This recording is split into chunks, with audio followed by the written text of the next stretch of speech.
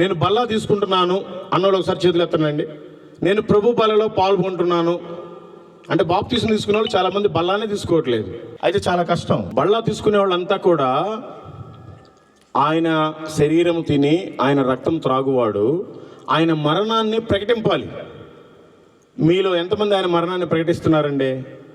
ఎంతమంది ప్రచురింపజేస్తున్నారు?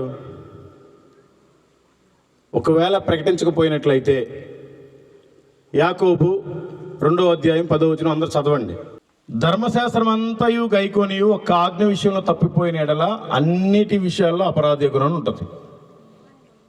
మీరు బాప్తీసం తీసుకొని బల్లా తీసుకొని ఆయన సువార్తను కనుక ప్రకటింపకపోతే మీరు స్టిల్ ఇంకా పాపంలోనే ఉన్నారు. యేసు ప్రభు దేవుడు అని నమ్మినవాడు బాప్తీసం తీసుకోవాలి. బాప్తీసం తీసుకున్నవాడు ఆయన బలలో చేయి వేయాలి. ఆయన బలలో చేయి వేసిన వాడు ఆయన మరణాన్ని ప్రచురింప చేయాలి. వీటిల్లో ఏది జరగకపోయినా నువ్వు ఇంకా స్టిల్ పాపంలోనే ఉన్నావు.